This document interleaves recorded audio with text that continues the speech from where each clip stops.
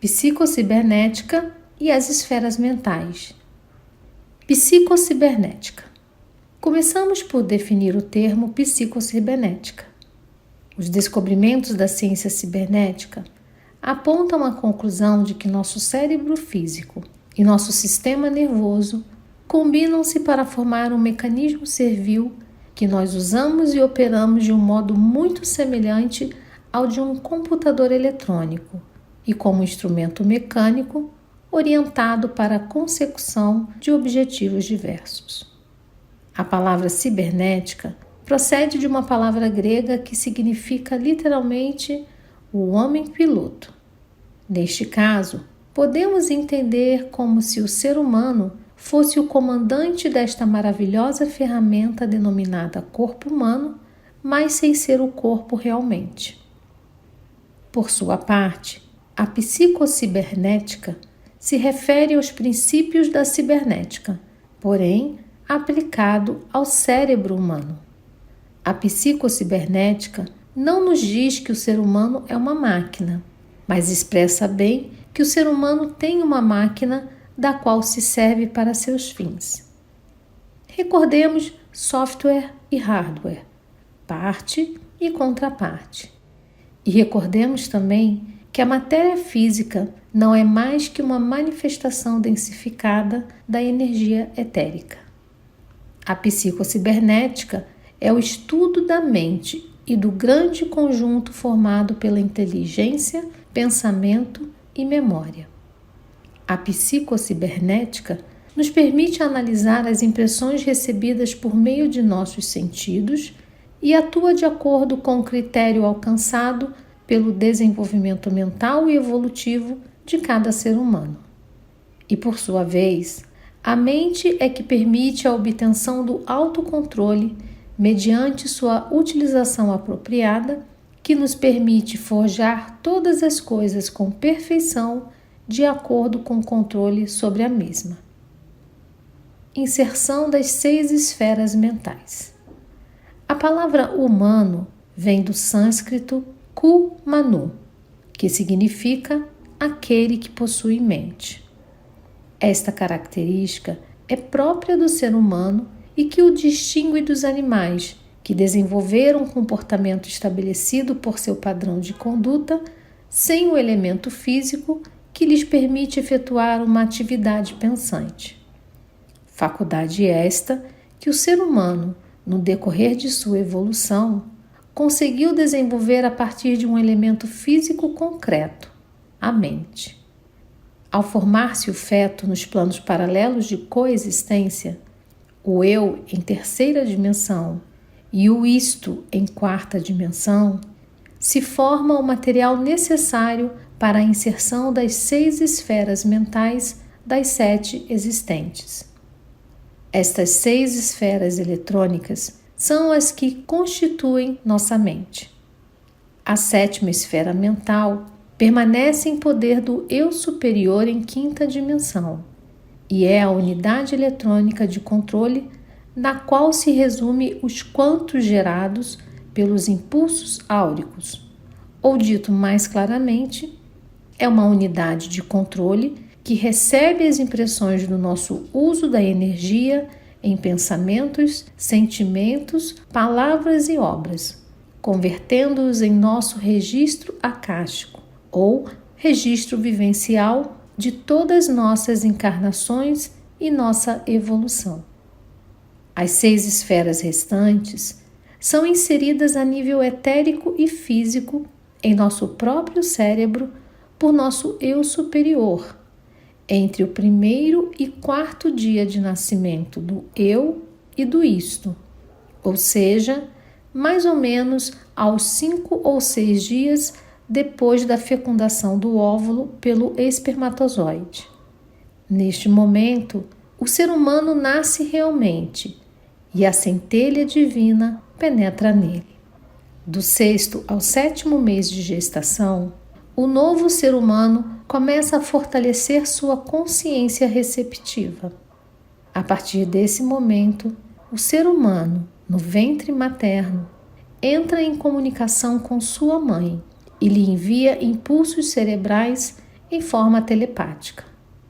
Os chamados desejos da mãe não são outra coisa que a comunicação telepática que faz o ser no ventre pedir o que necessita para seu desenvolvimento.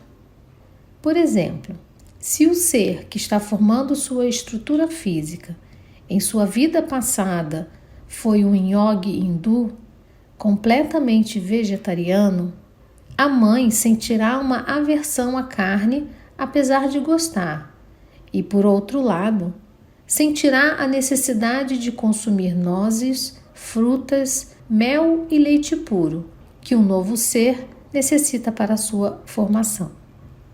As esferas mentais.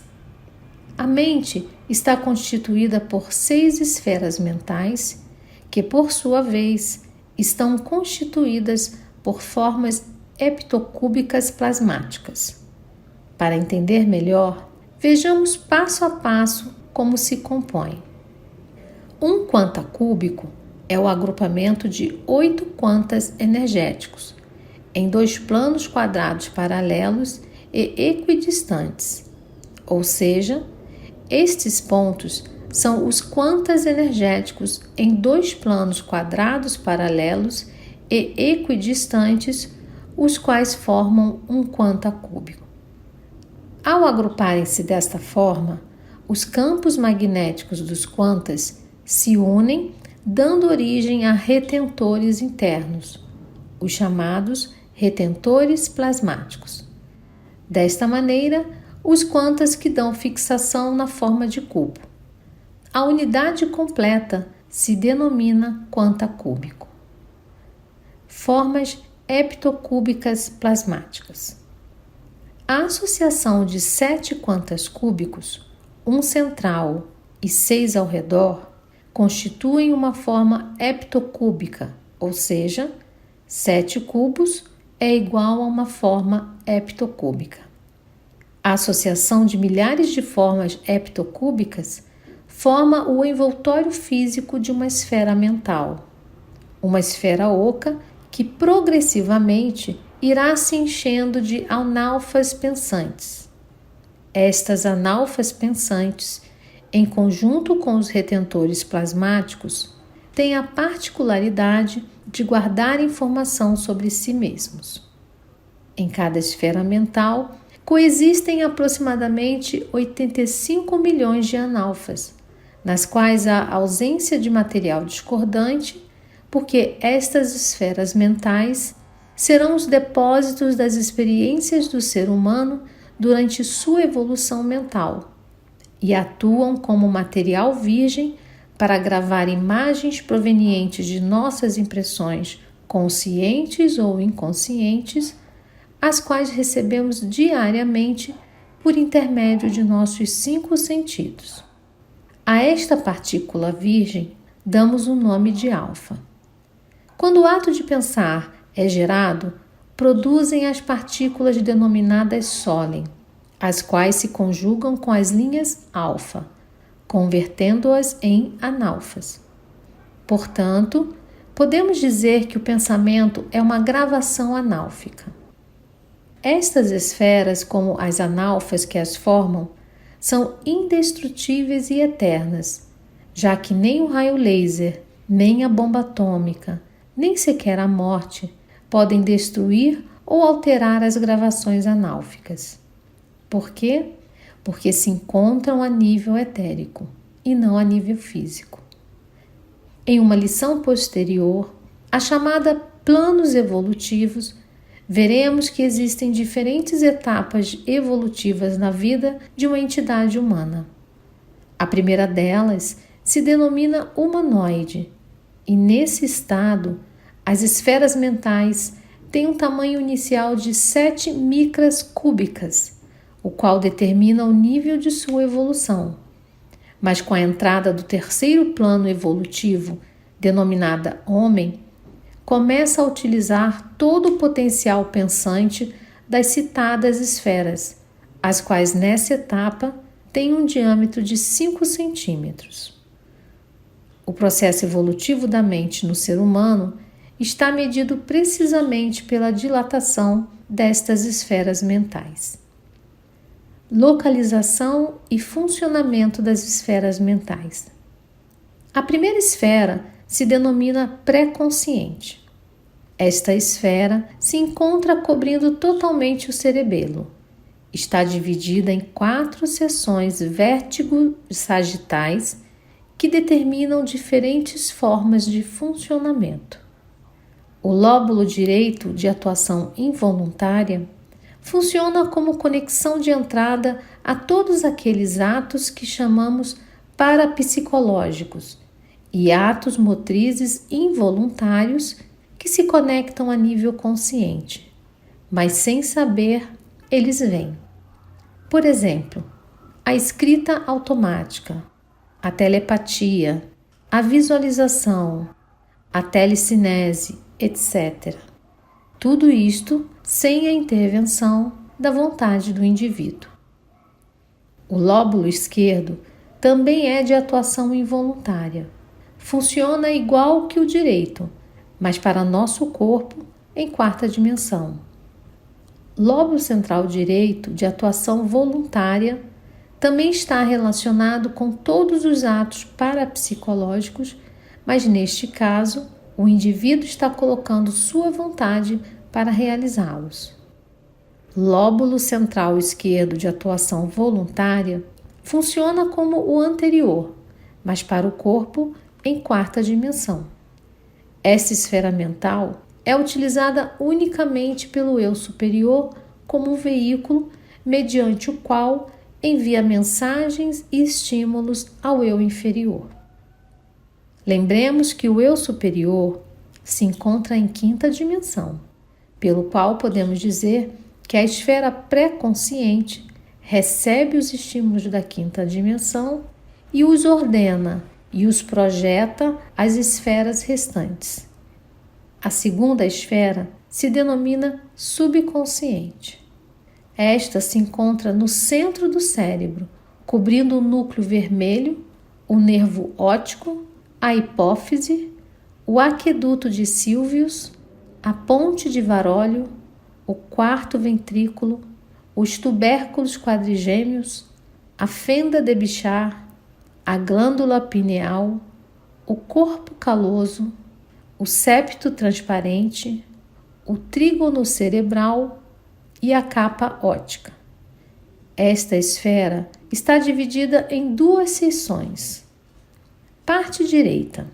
Esta esfera arquiva todas aquelas gravações que não conscientizaram e não passaram para as memórias do consciente, como traumas, temores, fobias, etc. Parte esquerda. Funciona igual à parte direita, mas no corpo em 4ª dimensão. Esta esfera mental é a única que pode gravar imagens, pois é a única que pode produzir analfas. Portanto, essa esfera é o reservatório de todas as informações que podemos acumular durante nossa vida. Dentro dela, encontramos os sedimentos ou resíduos de impulsos elétricos recusados pelo padrão comportamental, como traumas, temores, fobias, etc., o que dificulta a atividade pensante, já que retarda a formação de novas analfas e suas gravações. O subconsciente viria a ser como uma lixeira de cargas desarmônicas, negativas e daninhas para o eu. A terceira esfera se denomina consciente. Esta esfera se localiza na parte anterior do lóbulo frontal direito, ou seja, sobre o olho direito, e é utilizada em estado de vigília, mas de uma forma muito primitiva, já que somente a usamos a 4ª parte de sua capacidade.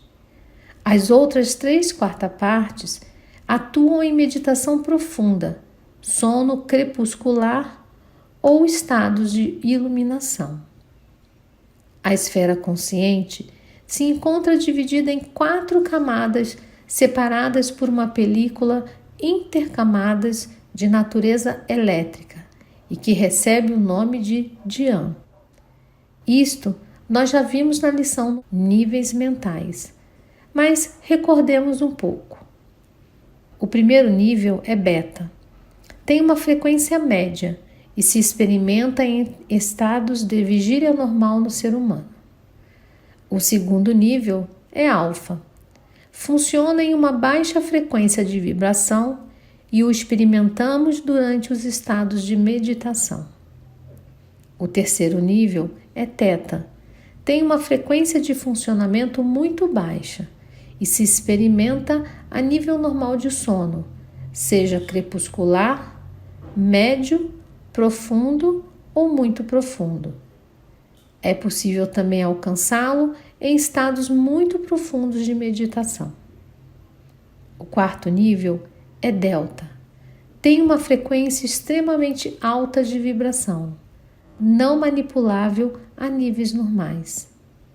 Este nível se alcança em estados de iluminação ou conhecimento pleno de todas as causas.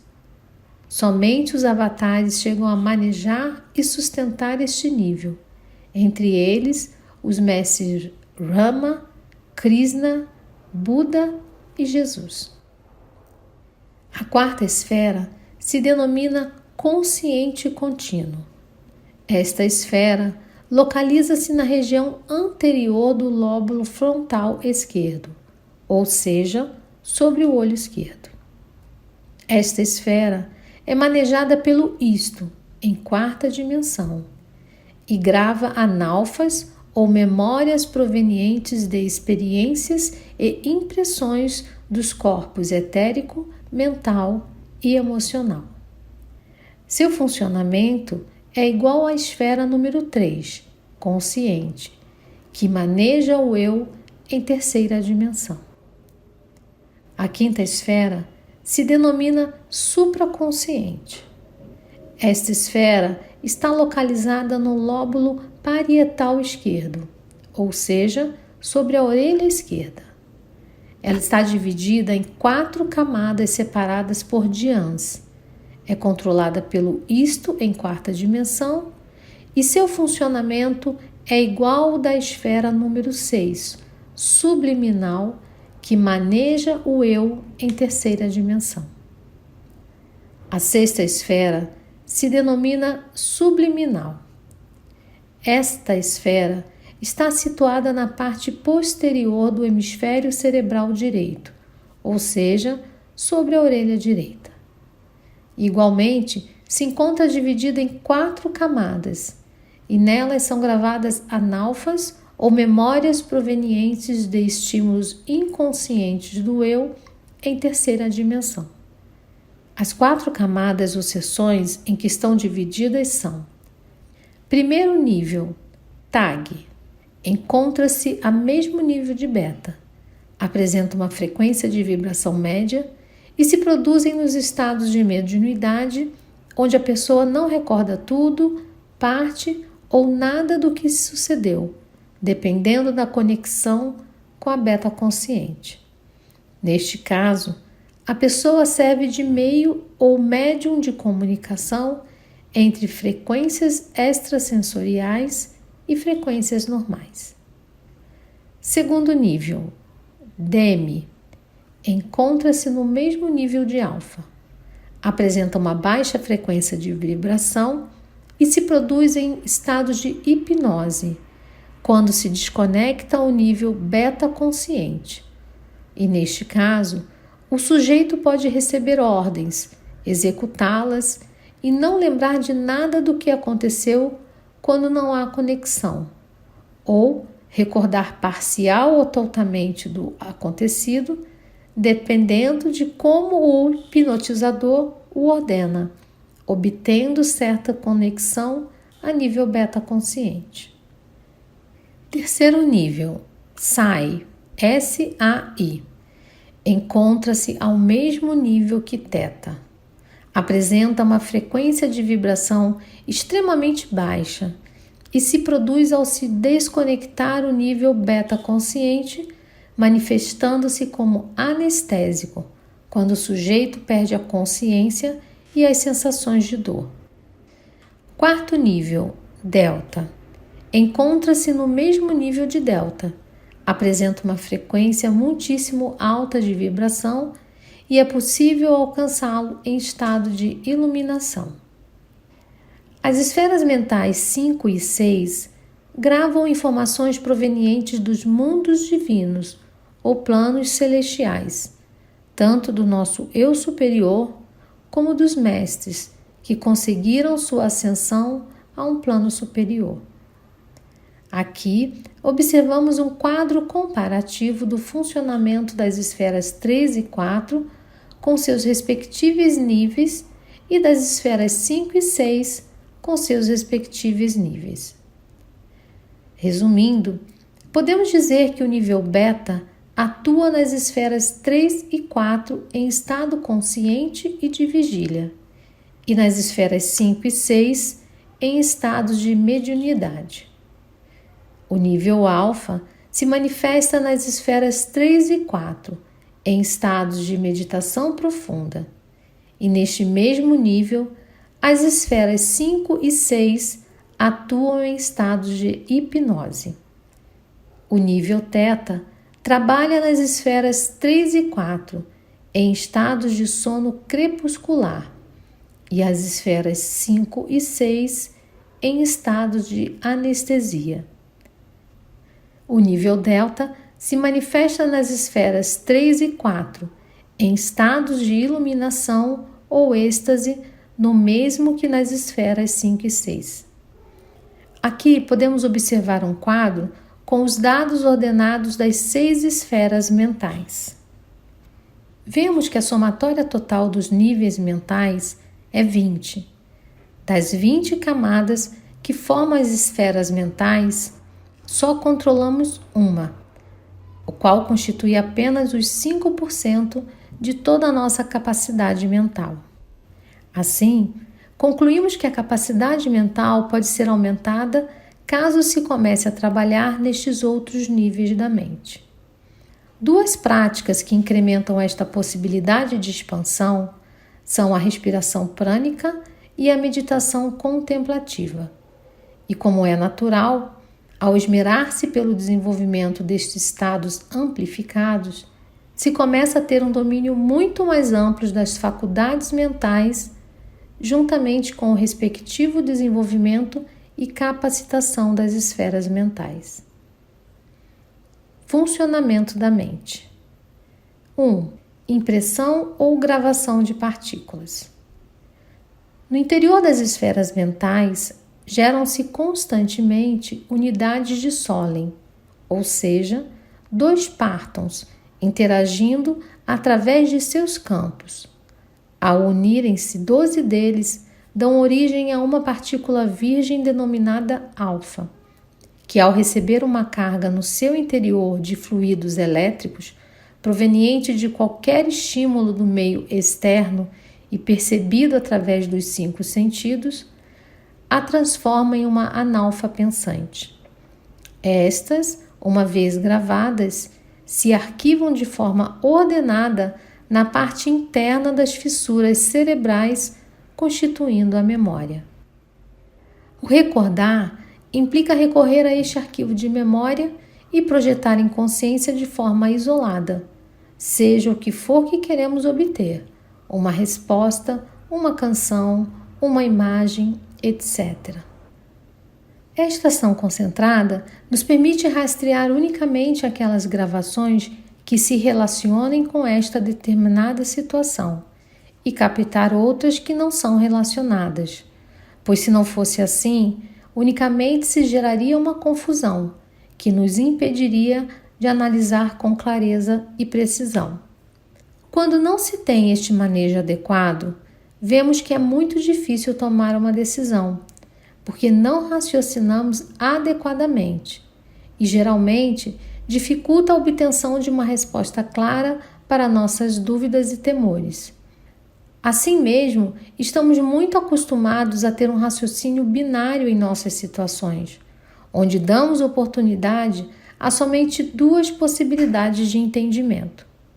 Por exemplo, Este é certo e este é errado. Este é bom e este é ruim, etc. O ser humano normal quase nunca dá lugar a muitas outras possibilidades que o fariam compreender e selecionar com exatidão. Número 2. Inteligência. Esta é a capacidade em tempo e em qualidade de escolher a melhor das possibilidades, não fazendo uma seleção binária, mas sim uma analógica através de muitas possibilidades.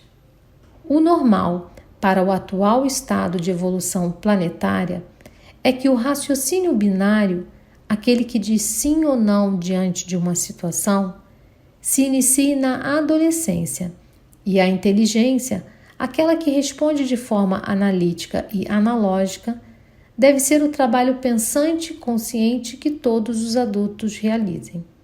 E você? Usa sua mente de forma binária ou analógica?